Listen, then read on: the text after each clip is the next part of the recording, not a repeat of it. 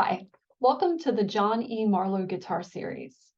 This season marks the 30th anniversary of the series, so thank you all for your support in helping Marlowe Guitar International to continue bringing inspiring guitar performances to Maryland and the greater Washington, D.C. area. If you'd like to learn more about how the series got started, make sure to visit www.marloweguitar.org and click on Our Story in the menu. On Sunday, October 1st, Dale Kavanagh will give the season's opening concert. That concert will take place at the Cultural Arts Center of Montgomery College in Silver Spring, Maryland, and the new concert start time is 4 p.m. Note that that is a Sunday. Dale Kavanagh is acclaimed as one of the guitar world's most gifted interpreters. She performs internationally as a soloist, in concertos with orchestras, and as part of the Amadeus Guitar Duo. She's given over 1,000 recitals in more than 40 countries and is a regular recitalist and teacher in music festivals throughout Europe, North America, South America, and Asia. She is also highly regarded as a composer and has written works for numerous players around the world, including Emma Rush, Chroma Duo, and Irina Kulikova. Just a few years ago, she composed the set pieces for the Marlowe Guitar International Myrna Sislin Youth Guitar Competition. MGI's artistic director, Dr. Danielle Cumming, and I had the recent opportunity to speak with Dale Kavanagh about her compositions and upcoming Marlowe series performance. She shared meaningful details about the very special selection of works that she'll be performing, and I invite you to listen to that conversation now. Please note there'll be a little bit of audio interference in the first half of the video. See you. Lovely to see you. How are you?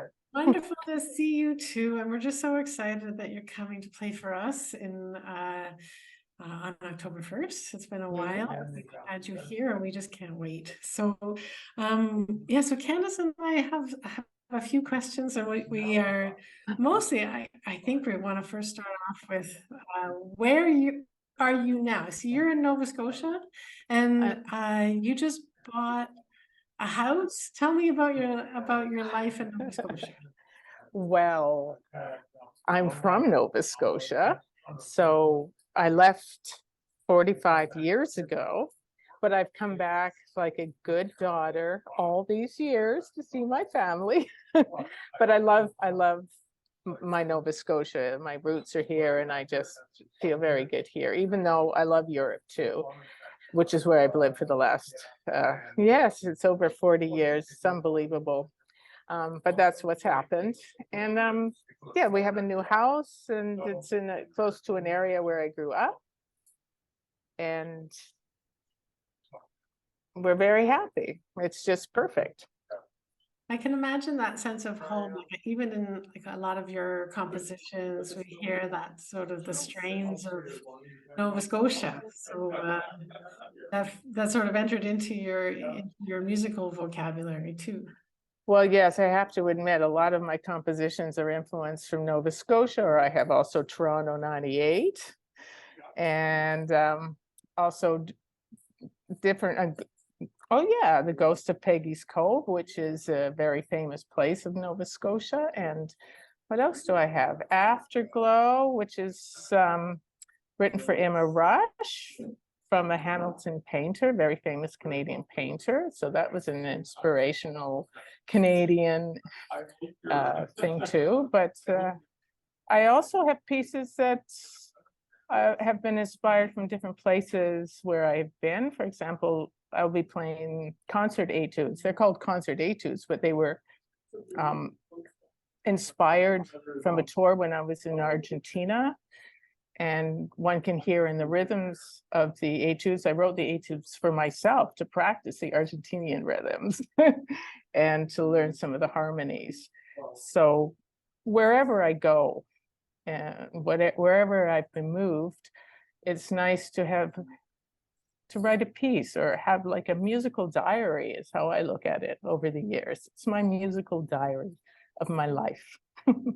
Did you always want to compose? Like, because I remember you first and foremost as a performer, and then increasingly over the years as a composer. Is it something that came to you later, or you felt like you always were both, and it was just finding the right time? It is something that I always wanted to do from when I was a small child, where honestly, I dreamt compositions. But when I went to music school and had my classical education and wanted to become a classical guitarist and do everything just right, I thought I don't have time for everything. And I just wanted to be a traditional classical guitarist and learn my Bach and my Giuliani and my Regandi. And I love all of that. I love it dearly, but I kept having melodies and ideas and inspirations. And so I started calling myself the closet composer and wrote lots of things for myself. And at one point, it could have been Thomas or one of my close friends gave me a kick and said, why don't you just try out something on stage, something that you've written, and just see how it goes. And it was terrifying the first time, but people seem to like my music.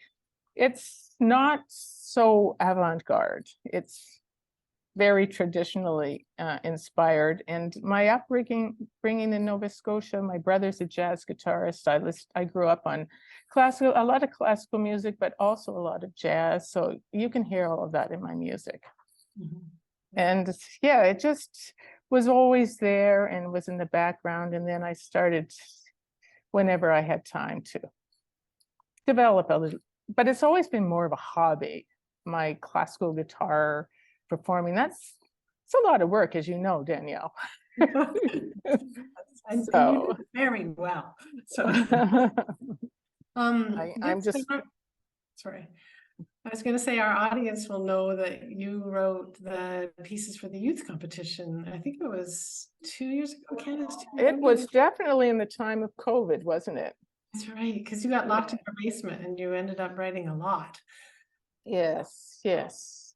And then when we had there was an online, the competition, the results were online. And so I came in to talk to everyone. So that's why I remember I was in the basement at that time. That's right. Yes, yes. Yeah, it was one of those crazy COVID things that it has also ended up with so much beautiful art out of it. That's absolutely true. I think a lot of people got things done that they never had time to do before. So there was definitely, out of every negative, there's always a positive. Interesting. Candace, Yes. I'm gonna give you space. Yes. So I do have a question about the upcoming concert program, but I was hoping I could just share a personal story because we've never met before. One of my primary areas in my career, especially with research, has been promoting women as performers and composers. And many years ago, when I started this work, I can't believe I'm saying this, but it was pre-internet days. I think I might have had AOL dial-up with a disc. Wow. And a clamshell laptop, if that means anything to anyone. Yeah. But one of the things I used to do was I'd go to guitar festivals because that was the one place where publishers would have sheet music, that you could actually browse. And I would go through in the publisher's stock and just look for music with a female composer. And I think the first score I ever purchased was probably Segovia by Ida Presti. But the second score I ever purchased was Three Preludes by Dale Kavanagh. And I just pulled that out. And I hope when I see you, you'll sign it for me if you don't mind. Oh, absolutely. And it's in such good shape. Yes, I managed to get a good filing. Yeah, look at you. Yeah. Very good. Oh, fantastic. But anyway, I'm honored. Yeah, me too. I'll be playing 2 of those preludes in my concert. Well, that's the perfect segue to my question. So, you have such interesting program, and I really mean that, your program coming up. I was delighted to see Pretorius because I love early music or earlier music, and we don't see it as much programs very often. And then the second half of the program, you have that absolutely enchanting etude by Soar and a really cheerful Paganini. And I was noticing the programming, especially of the second half. And I was wondering if you would just talk to us a little bit about maybe your approach to programming or how some of those works fit together, especially since you also perform so many of your own works. And I was wondering, I don't want to infer or, make assumptions, but do you choose pieces based on, how they fit with, do they relate to your compositions? I guess is what I'm asking. The program is, I suppose, yes. The program is sort of, I want to present some of my compositions. I have lots of compositions, so this is a selection. So I chose ones that I thought would fit together with some of my favorite repertoire pieces of my past. So that's what this is all about. And so like Carlo Dominiconi, he helped me when he gave me a lot of advice about composition, and he's a very, very good friend. So I start with the trilogy from Dominiconi's. It's not very often played, this piece, but it's absolutely inspirational to me. And it's a piece that he gave me as a gift. It wasn't written for me, but he gave me and really wanted me to play it and was really happy when I played it. So I put it away for many years, but here it's back. And then what do I have? Then I go to Pretorius, because Pretorius is lively and energetic, and it's a shocking contrast to the Dominiconi. But it's melodic, and even though it's from those pieces are written in 1612, it still has this, for me, almost like a modern day energy. It's just joyful, beautiful, energetic music. What's after that? I think it's Villalobos.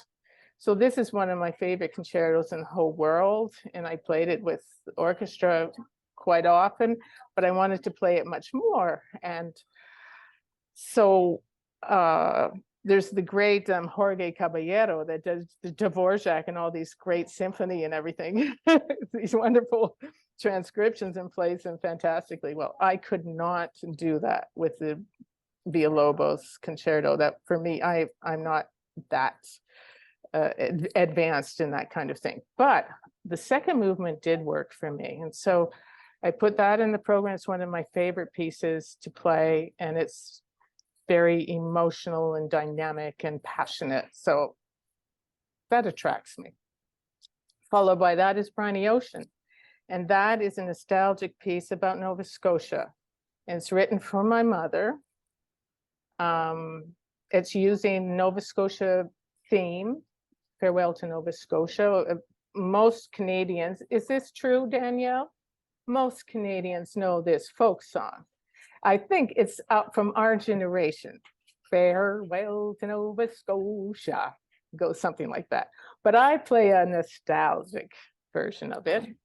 And yeah, I just popped it into the middle of this piece and then built a piece around that theme. Then I go into Emma Rush, a piece I wrote for Emma Rush, a fantastic Canadian guitarist. She commissioned me through Canada Council to write a piece for her. And I used a theme by a French composer back in the 1700s. Beautiful piece written for the viol de gamba. And I just used just the theme and wrote a piece about that, which is inspired by a painting from William Blair Bruce, who's a Canadian painter. Okay, shall I continue about my program? Then we come to the Soar with, what do I have? The Soar, the Paganini, and then Lullaby Melissa by Roland Diaz. Those three pieces, I might add a fourth, but they are inspired by Roland and his life. So they're a little tribute to Roland Dions, the great French composer. He's played on the Marlowe series. I think he's well loved in the entire world. His energy and passion for music and the charisma he had, his fascinating stage presence just enchanted the world. So he was one of the most important, for me, guitarists and composers of our 20th century, or 20 into 21. And the Fernando Sor piece, he used in a guitar concerto that he wrote for my husband and myself. And he also took the Canadian national anthem and the German national anthem and mixed it into a collage musical composition. So I'm playing the Sor. The Paganini is I think he had the same charismatic energy and power on stage as probably Paganini did in his day. So that's why I play the Paganini. Lullaby Melissa is a lullaby that he wrote for my daughter and me when she was a small child. And it's a beautiful, beautiful lullaby. So this is my tribute to Roland. And then it goes on. Then there's my compositions. Maybe I'm talking too much, but I can continue. Yeah, then come the concert etudes that I mentioned before, which are inspired from right after I came back from a tour from Argentina. And I was completely inspired. And these two etudes or pieces, they came in a day, and I just wrote them down. And you can see if you like them or not. I love them. To play, I love them. That's all. They're just really fun. And I end my program with 3 pieces, which were the first three pieces I ever dared to play on stage. And that's Melissa, Contemplation, and A la Fuego. And A la Fuego, actually, I wrote for Roland Dions back in 1996. So that's my program. It's amazing what a narrative that weaves. Candace, you must have just sensed this from reading it, but I mean, I just read it and thought, what a gorgeous program I'm in. But you probably sensed there was a story there, but I had no idea all this, and maybe our audience wouldn't either, just like the narrative and the themes and the references that are all in that. It's just incredible. It's really meaningful. Like, I'm thrilled to know that background. Thank you for sharing. I mean, it's a story in itself. It's beautiful. Well, it's a program that means something to me, and it's sort of going over my career from traditional to some compositions from different periods in my career. Yeah, I was going sorry, excuse me, but I want people to know I have a lot more compositions. Well, so I was going to say, is I was reading through your biography, and I read that you have performed more than 1,000 concerts in more than 40 different countries.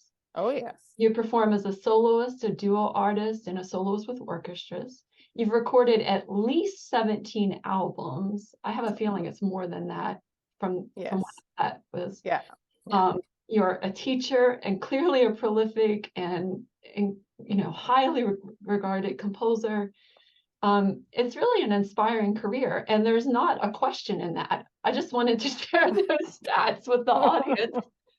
It's really amazing. And in light of what you just shared about this particular concert program, I feel like it's really meaningful, and it's a privilege for us that you're opening up the Marlowe's 30th anniversary. I mean, what a special concert to open up. And yeah, thank you, I guess is all I'm saying. Well, I'm going to give you my very best that I can, and I'm very excited to come back.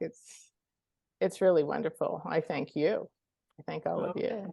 We're very excited, and it's given us a lot to think about, just thinking about 30 years. Like Candace and I are newer to the organization than those who started it, but we do think back on all the performers we've had, and our mission is community through music, and we had Roland perform probably 6 or 7 times. I know. He loved your series. And Wow, that's so sweet. And when I was talking to his manager when we found out he was ill, and so we were actually, you know, it was just such a heartbreak. But he came with the string quartet, and they did the sore pieces then, but all the stories like that you touch on, like just different writings for different composers, harkening back to different times. Like, I mean, it's something we were thinking a lot about just as we mark an anniversary. It's just very special. Great.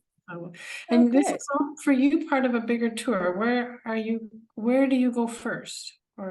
I start in Ottawa, then I go to Quebec City, then I'll come down and visit you people. Now, where do I go after that? I think Milwaukee, then I have, the order doesn't matter. Let's see, then Knoxville, Indiana, New York, and I'm teaching at Manhattan School of Music and at the New York Guitar Society concert and class too. And then down to Louisville, down to the Louisville Guitar Festival and performing and jury teaching. And the head of that festival was a student of mine. He did his master's with me in Germany, Steve Mattingly, fantastic guitarist, organizer, human being. So this tour is going to be so much fun. I'm looking so forward. Well, we can't wait to have you. We can't wait. It's going to be fantastic. And thank you so much for taking time to talk to us today. I know that first of all, you're incredibly busy, but also I know that you have some family commitments. So love to you, love to Thomas, and love to your mom. And we'll talk more, but thank you for this and sharing all this with us. Yes, Thank you too. Okay, I'll see you guys soon. Yes. Yes, all right. Bye-bye.